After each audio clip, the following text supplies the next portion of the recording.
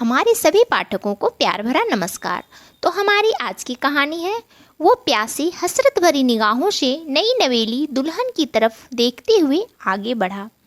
ये कहानी उस समय की है जब गांव में मोबाइल और टेलीफोन तो दूर किसी किसी गांव में बिजली तक नहीं आती थी। उत्तर प्रदेश के एक छोटे से गांव में बेनी प्रसाद अपने बुजुर्ग माता पिता, पत्नी कौशल्या देवी जी और 3 बेटियों के साथ रहते थे। बेनी प्रसाद जी को बड़ी इच्छा थी कि उन्हें एक पुत्र रत्न की प्राप्ति हो। वैसे भी उस समय बेटियों से बढ़कर बेटों का महत्व था। हालांकि आज भी बहुत से ऐसे परिवार मिल ही जाएंगे जहां बेटे बेटी में भेदभाव किया जाता है।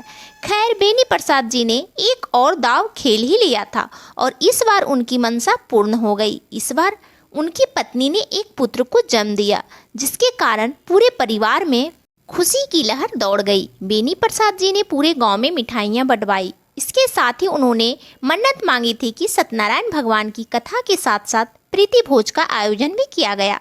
खूब खर्चा हुआ, फिर भी बेनी प्रसाद जी के माथे पर बल तक नहीं पड़े। वो बेटा पूरे परिवार की आंखों का तारा था, उसकी विशेष देखभाल होती थी। बेटियां तो खैर अपने आप ही पढ़ती चली जाती है। बेनी प्रसाद जी की बेटियां भी बड़ी हो गई। उन्होंने अपनी दोनों बड़ी कन्याओं के 13 और 15 वर्ष के होते ही उनका विवाह एक ही मंडप में करवाकर अपने बोझ को हल्का कर लिया। उस समय बाल विवाह एक सामान्य बात हुआ करती थी। विवाह की बात कौन देखने जाता है कि ससुराल में उन कच्ची उम्र की लड़कियों के साथ क्या हो रहा है। उस समय तो कन्यादान करके माता पिता निश्चिंत हो जाते थे और सोचते थे कि बेटियां अपनी किस्मत के हिसाब से निभा लेगी। बेनी प्रसाद जी की तीसरी बेटी थी उर्मी। वो अभी 2 वर्ष की थी। उर्मी के बाद ही उसके छोटे भाई का जन्म हुआ था, इसलिए बेनी प्रसाद जी उसे भाग्यशाली समझते थे और उससे विशेष स्नेह रखते थे। जब उर्मी ने अपने छोटे भाई को अध्ययन के लिए स्कूल जाते हुए देखा तो वो भी पिता से पढ़ाई करने की जिद कर बैठी। बेनी प्रसाद जी ने बहुत विचार किया। फिर उन्होंने सोचा कि उर्मी भाई के साथ पढ़ने जाएगी तो छोटे भाई की देखभाल भी करती रहेगी। उस समय तक कुछ लोग लड़कियों को भी स्कूल में भेजने लगे थे। दोनों भाई बहनों में केवल 2 वर्ष का अंतर था, इसलिए दोनों का दाखिला एक ही कक्षा में करवा दिया गया। उर्मी किताबों की जादुई दुनिया में डूबने लगी थी और नित नई जानकारियों से उसकी पढ़ाई के प्रति उसकी उत्सुकता और भी बढ़ने लगी थी। धीरे धीरे साल दर साल बीतते गए। उनकी बहनें जब मायके आती तो छोटी बहन के बौद्धिक विकास को देखकर वो अक्सर निश्चित खुशी से भर उठती। उन्हें अपनी बहन पर बहुत गर्व होता। इसके साथ ही उन्हें अफसोस भी होता कि उन्हें आगे पढ़ने का ऐसा मौका नहीं मिला और कम उम्र में ही घर गृहस्थी और बच्चों की जिम्मेदारी उनके गले पड़ गई। बहनों की स्थिति देखकर उर्मी मन ही मन सोचती कि वो इतनी कम उम्र में विवाह नहीं करेगी। शिक्षा ने उसे उसके कुछ अधिकारियों का ज्ञान दे भी दिया था और अपने लिए खड़े होने की हिम्मत भी। लेकिन जैसे ही वो 14 वर्ष की हुई तो उसके पिता उसके लिए रिश्ता ढूंढने लगे। उर्मी शादी के लिए तैयार नहीं थी। उसने अपने पिता से मुनहार करते हुए कहा कि पिताजी, मुझे आगे पढ़ाई करनी है, मेरी शादी ना करवाएं। बेटी का दिल रखने के लिए बेनी प्रसाद जी ने सोचा कि कुछ समय और रुक जाता हूँ। लेकिन जब उर्मी 16 वर्ष की हो गई तब गांव के सभी लोग बातें बनाने लगे। वैसे भी इतनी उम्र के लड़कियों का उस जमाने में अविवाहित रहना बहुत बड़ी बात होती थी।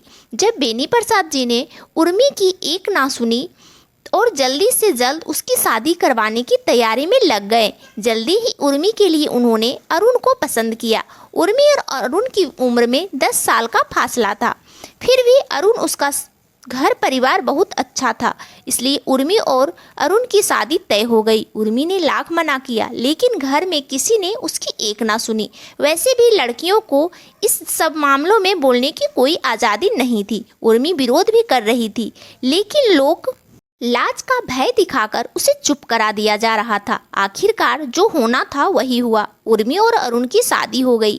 रोते धोते उर्मी विदा होकर अपनी ससुराल पहुंच गई। सारा दिन तो रीति रिवाजों में बीत गया। रात को उर्मी को सुहाग रात के कमरे में पहुंचा दिया गया। वह सजी धजी गुड़िया की तरह सुहाग रात के कमरे में बैठी हुई अपनी किस्मत पर आंसू बहा रही थी। इधर उसके पति अरुण को उसके सभी दोस्त सुहाग रात का नाम लेकर छेड़ रहे थे। अरुण भी इतनी कोमलांगी और खूबसूरत पत्नी के सानिध्य को महसूस करने के लिए बहुत व्याकुल था। रात के 10 बजे उसे दोस्तों से पीछा छुड़ाकर सुहाग रात के कमरे में जाने का अवसर मिला। वो हाथों में एक लाल गुलाब लेकर धड़कते दिल से कमरे की तरफ बढ़ने लगा। इधर सुहाग रात के कमरे में उर्मी दुल्हन के जोड़े में सजी धजी बस रोए जा रही थी। उसे डर था कि उसका पति आते ही उसके भावनाओं की परवाह ना करते हुए उसके साथ हैवानियत पर उतर आएगा, क्योंकि उसकी बहनों के साथ भी तो शादी के बाद यही सब हुआ था। इन्हीं सब उलझनों में डूबी हुई 16 वर्षीय उर्मी सहमी हुई सी सुहाग सेज पर बैठी थी। उसे पति पत्नी के रिश्तों के बारे में ज़्यादा कुछ पता नहीं था। तभी उसका 26 वर्षीय पति अरुण कमरे में आ गया। उर्मी की आंखों से डर के मारे आंसू बहने लगे। अरुण के अरमान 7वें आसमान पर थे। वो प्यासी हसरत भरी निगाहों से नई नवेली दुल्हन की तरफ देखते हुए आगे बढ़ा। उसके मन में लड्डू फूट रहे थे। अरुण जैसे ही आकर पलंग पर बैठा, उर्मी का रोना और भी बढ़ गया। उसकी सिसकियां सुनकर अरुण चौंक गया और कहने लगा कि तुम रो क्यों रही हो। उसने झट से उर्मी का घूंघट उठाया तो उसने देखा कि उर्मी का चेहरा आंसुओं से सरोवर था। उसकी आंखें रोते रोते सूज चुकी थी। अरुण ने प्यार से कहा, तुम इतना क्यों रो रही हो? जाओ बाथरूम से जाकर फ्रेश होकर आ जाओ। उर्मी को तो जैसे वहां से भागने का बहाना मिलना चाहिए था। वह झट से भागते हुए बाथरूम में चली गई और वह काफ़ी देर तक आंसू बहाती रही। जब काफ़ी देर के बाद वह बाहर आई तो उसकी आंखों की रोते रोते लाल हो चुकी थी। उसे अरुण से बहुत डर लग रहा था। वह सोच रही थी कि कहीं यह मेरे साथ कोई गलत हरकत न कर दे। वैसे भी उसने अपनी बहनों से सुहाग रात के बहुत दर्दनाक किस्से सुने थे, जिसके कारण उसके मन में एक भय बैठ गया था। अरुण ने पत्नी की लाल लाल आंखें देखी तो परेशान होते हुए कहने लगा कि आखिर तुम्हें परेशानी क्या है? मैं क्या तुम्हें खा जाऊंगा जो तुम मुझे देखकर इतना रोने लगी?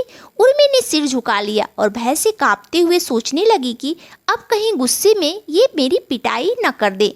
उर्मी के चेहरे पर घबराहट के भाव देखकर अरुण मुस्कुराता हुआ उसके पास आया और हौले से उसके कंधों को पकड़ते हुए बोला, देखो, तुम्हें मुझसे डरने की कोई ज़रूरत नहीं है। मैं तुम्हारे साथ कुछ गलत नहीं करूँगा। क्या हम अच्छे दोस्त बन सकते हैं? तुम मुझे बताओ तो सही कि आखिर तुम्हारे मन में चल क्या रहा है। अरुण की बातों से उर्मी को थोड़ा हौसला मिला। उसने धीमे स्वर में कहा, वह मुझे सुहाग रात के नाम से ही बहुत डर लगता है।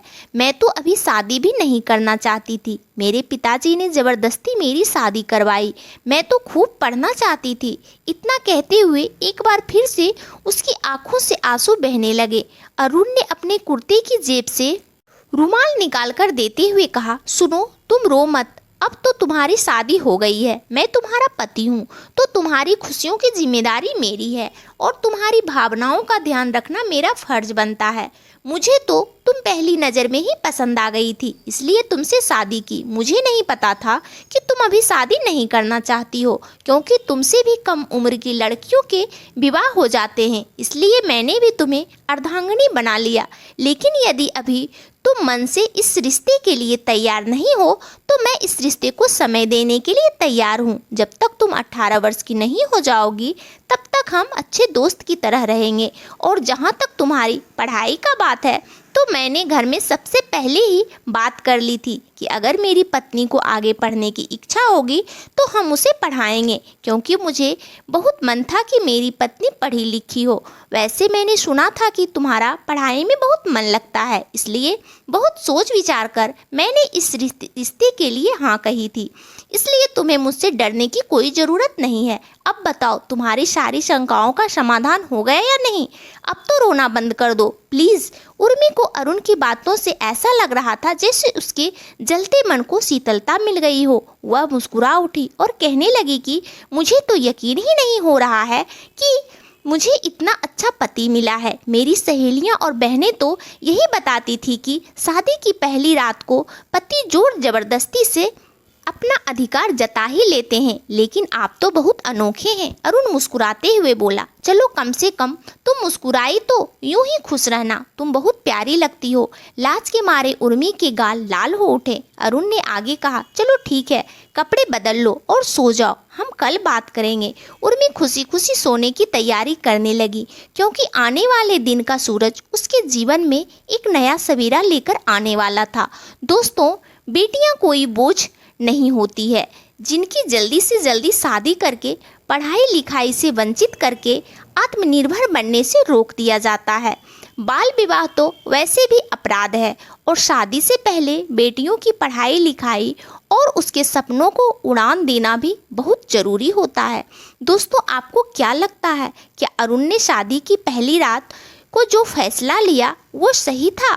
कमेंट करके ज़रूर बताएं। और कहानी अच्छी लगी थी इस कहानी को लाइक और चैनल को सब्सक्राइब करना बिल्कुल भी ना भूलें। और आप सब अपने जीवन में बहुत बहुत बहुत खुश रहें, यही भगवान से प्रार्थना है। धन्यवाद दोस्तों।